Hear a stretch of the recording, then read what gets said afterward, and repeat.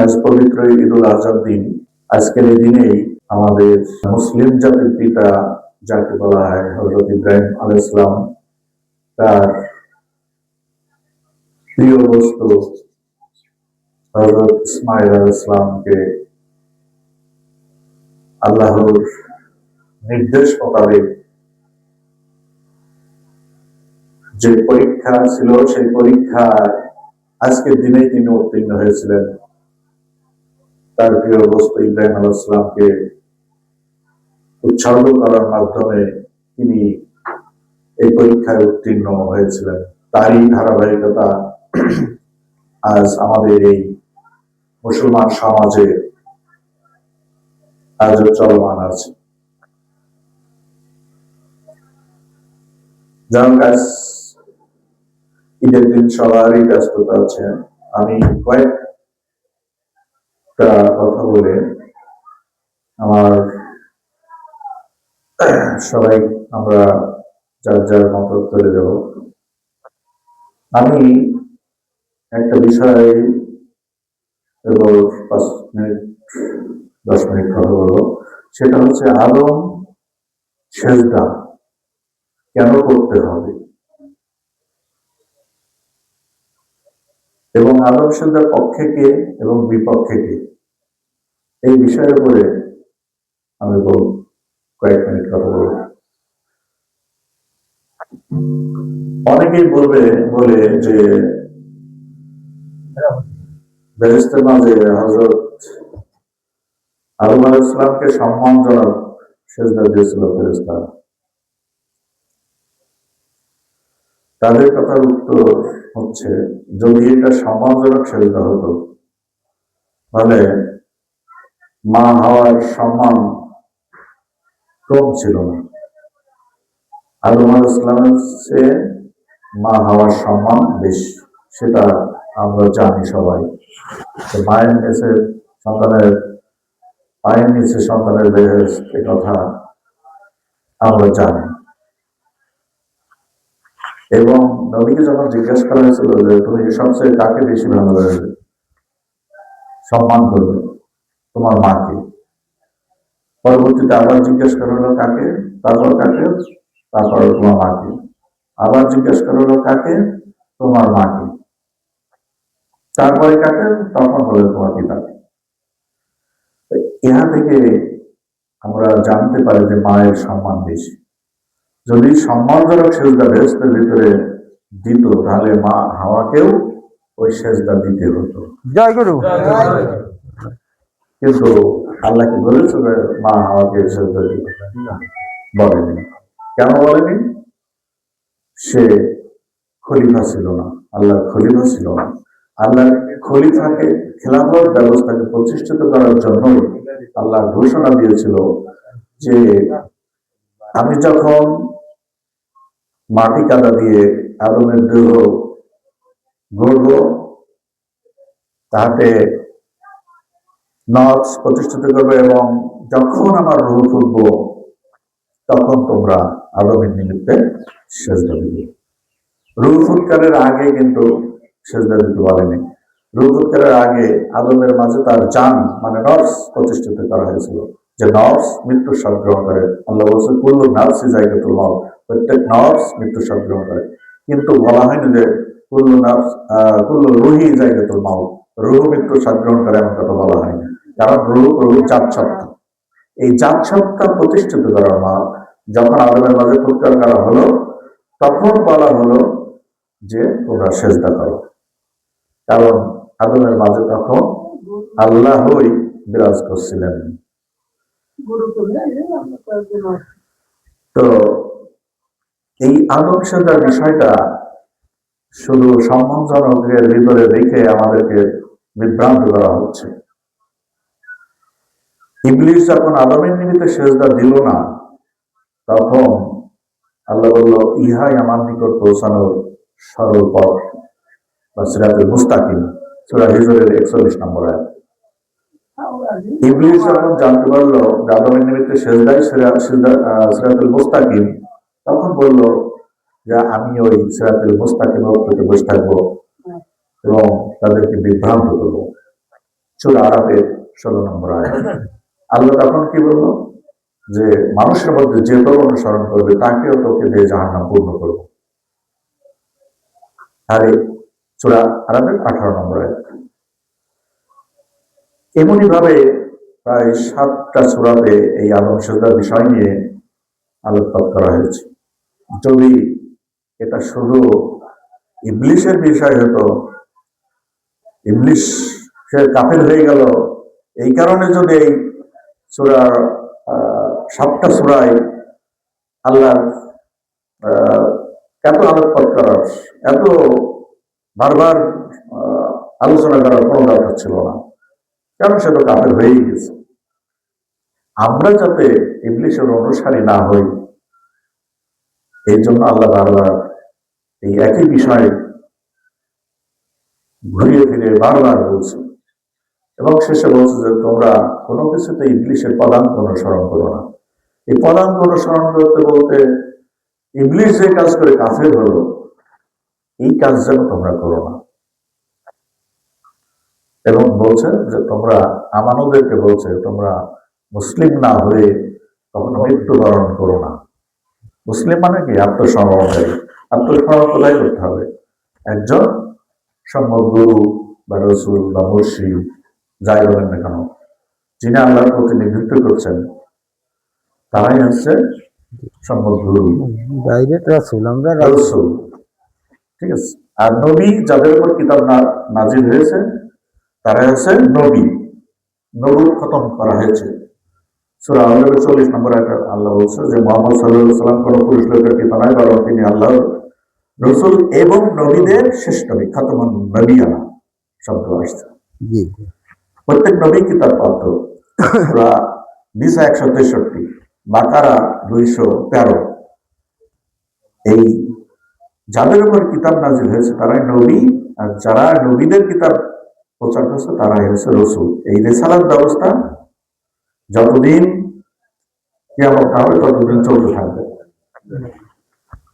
এজন্য আল্লাহ বলছে, হে আদম বংশধর, তোমাদের মধ্য থেকে কোন রসুল এসে আমার আয়াত করে শোনালে যে সংশোধিত হবে তার কোনো ভয় নেই এবং তারা কোনো চিন্তিত হবে না। অর্থাৎ রসুল ব্যবস্থা থাকবে। এই রসুলের যে আনুগত্য করবে আল্লাহ বলছে তারাই সফল কাম হবে। এবং রসুলের আনুগত্য করলে সে কৃপাপ্রাপ্ত হবে, রসুলের আনুগত্য করলে সে জান্নাতি হবে। কিন্তু এই নিরূপ নিরাকার আল্লাহর আনুগত্য করে সেজদা করে কেউ যদি জান্নাতে যায় তাহলে ইবলিশ শয়তানও জান্নাতে যাবে। তাই ইবলিশকে যেহেতু কখনোই আল্লাহ জান্নাতে দিবে না, সেজন্য তিনি এই আদম কাবায় সেজদা ব্যতীত মানে কাউকে জান্নাতে দেওয়ার পর রাখেনি। এবং মৃত্যুর পরে মৌখিক কোন প্রশ্ন কবরে করা হয়নি। মৃত্যুর পরে মানে আল্লাহর পা উন্মোচন করা হবে। সূরা কলমের 42 নম্বর আয়াতে বলা হয়েছে যে স্মরণ করো সেই সময়ের কথা যেদিন আমি আমার পায়ের গোছান মুক্ত করবো এবং সেজদার জন্য আহ্বান জানাবো, তারা সেজদা দিতে সমর্থ হবে না। অথচ তারা যখন দুনিয়ায় নিরাপদ ছিল তখন তাদেরকে বলা হয়েছিল সেজদা করতে, করেনি তারা। এই সেজদা করেনি বিধায় তারা ইবলিশের অনুসারী ছিল। এই পরীক্ষার মাধ্যমেই আল্লাহ মানুষকে পরীক্ষা করবে মৃত্যুর পরে যে সেই ইবলিশের অনুসারী ছিল কিনা। তাছাড়া যদি মৌখিক কোনো প্রশ্ন করা হয় তাহলে ইবলিশ কিন্তু সবার আগে প্রশ্নের উত্তর দিয়ে সে কিন্তু জান্নাতে যেতে বসবে। পরীক্ষা হবে একটাই, সেটা হচ্ছে পায়ে সেজদার মাধ্যমে আল্লাহ পায়। কারণ আল্লাহ আদমকে তার নিজ স্রোতে সৃষ্টি করেছে। এই প্রতিনিধির কে যারা অমান্য করছে, প্রতিনিধির কাছে যারা আত্মসমর্পণ করছে না, তারা মুসলিম বা আত্মসমর্পণকারী হতে পারছে না। কারণ আদম আলাইহিস সালাম প্রভুর জাহির রূপ, আর আল্লাহ জাহির এবং বাতিন দুইটাই। তিনি বাতিনের রূপে অবস্থান করতে পারেন, জাহিরও হতে পারেন। অধিকাংশ মানুষ প্রভুর বাতিনের রূপের উপাসনা করছে, মানে ইবলিশের মতো। কিন্তু জাহিরি রূপে এসে ইবলিশের মতো সব আচরণ করছে, জাহিরি রূপকে অস্বীকার করছে, যার কারণে সে কাফির হয়ে যাচ্ছে। আর জাহিরি রূপকে অস্বীকারী হচ্ছে আল্লাহ সাক্ষাৎ অস্বীকারী, কারণ আকাশ ছাড়া তো সাক্ষাৎ সম্ভব না। তাই আল্লাহ বলছে যে নিশ্চয় তারা ক্ষতিগ্রস্ত যারা আমার সাক্ষাৎকে অস্বীকার করেছে। নিরাকারে সাক্ষাৎ সম্ভব? কেউ কি বলতে পারে নিরাকারে আমি অমুক জনের সাথে সাক্ষাৎ করে আসলাম? সম্ভব নাই। আগে দেখতে হবে, তারপর তো সাক্ষাৎ হবে, তাই না? আগে দেখা তারপর সাক্ষাৎ। এই যে যারা বলছে প্রভু নিরাকার, এরা হচ্ছে ক্ষতিগ্রস্ত, ওরা সাক্ষাৎ অস্বীকারী। এরা সেদিন খোদা যেদিন সাক্ষাৎ দেবে সেদিন আর সেটা দিতে পারবে না। অতএব সেদিন ওই বান্দা আর প্রভুর যে সম্পর্ক সেটা প্রমাণিত হবে না, সেই ইবলিশের অনুসারী ধরা পড়ে যাবে। কারণ ইবলিশ কখনো ওই আদর গাওয়াই সেজদা করেনি এবং কখনো করবেও না। এবং যারা ইবলিশের অনুসারী তারাও ইবলিশের মতোই সেদিন ওই সেজদা থেকে বিরত থাকবে। সাতানন শব্দ থেকে শয়তান শব্দটা এসেছে। সাতানন শব্দের অর্থ হচ্ছে সিরাতুল মুস্তাকিম থেকে বেঁকে যাওয়া, সিরাতুল মুস্তাকিম থেকে ছিটকে যাওয়া। তাহলে আল্লাহ নির্দেশকে অনেকেই অমান্য করছে, কিন্তু শয়তান পবিত্র কারোকে দেয়নি, একমাত্র আজাজিলকে দিয়েছে, কারণ সে সিরাতুল মুস্তাকিম মেনে নিয়নি, যার কারণে তার নাম হলো শয়তান। মানে সে সিরাতুল মুস্তাকিম গ্রহণ করলো না, সরল পথে গেল না, তার কারণে তার নাম হলো শয়তান। শয়তান নামটা তার এমনি দেয়নি, সে কাফের, সেই সাথে হলো শয়তান। আমরা মনে করি যে আল্লাহ নির্দেশ অমান্য করলে, বিভিন্ন পাপ কাজ করলে এগুলো মনে হয় শয়তানের অনুসরণ বোঝায়, কিন্তু এসব গুলো শয়তানের অনুসরণ, এগুলো হচ্ছে প্ররোচনা।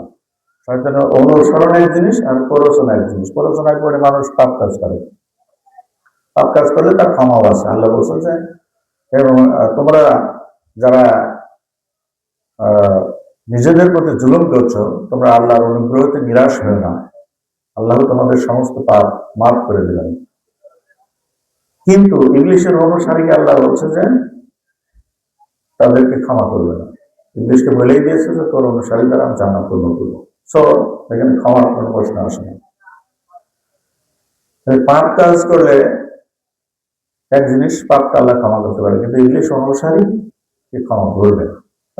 মোসানবী একটা মানুষ মেরে ফেলেছে ঘুষি দিয়ে, সবাই জানি আমরা, তাকে কিন্তু ক্ষমা করা হয়েছে।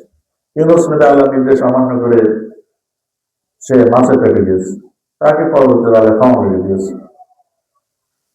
এবার আদম আলাইহিসসালামও আল্লাহ নির্দেশ অমান্য করে নিষিদ্ধ বৃক্ষ থেকে ফল ভক্ষণ করছে, তাকেও ক্ষমা করে দেওয়া হয়েছে। কিন্তু দেখেন ইবলিশকে ক্ষমা করল না, কারণ সে প্রভুর জাহিরুর রূপকে অস্বীকার করছে। এই রূপের কাছে সে আত্মসমর্পণ করেনি, আল্লাহ সাক্ষাৎকে অস্বীকার করছে, যার কারণে সে অভিশপ্ত। আমরা সিরাতুল মুস্তাকিমের জন্য প্রতিনিয়ত প্রার্থনা করছি যে ইহদিনা সিরাতুল মুস্তাকিম, আমাদেরকে সহজ পথ দেখাও। কিন্তু কোরআন খুলে কেউ দেখি না যে সরল পথ কোনটা। শুধু মুখেই বলে যায় যে সিরাতুল মুস্তাকিম দেখাও, নিজে একবার দেখার চেষ্টা করেন, কোরআন খুলেও দেখি,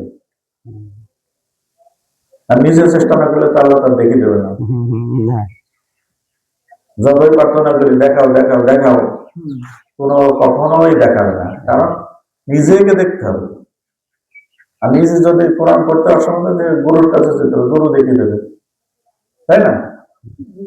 রসুল তোমাদেরকে কোরআন এবং হিকমত শিক্ষা দেবে এবং পবিত্র করবে। এই পবিত্ররাই হচ্ছে সকল কাম। রসুল ছাড়া পবিত্র হওয়ার কোনো ওয়ে নাই। এই জন্য ইবলিশ থেকে পবিত্র হতে হলে আমাদেরকে একজন সম্যক গুরুর দরকার।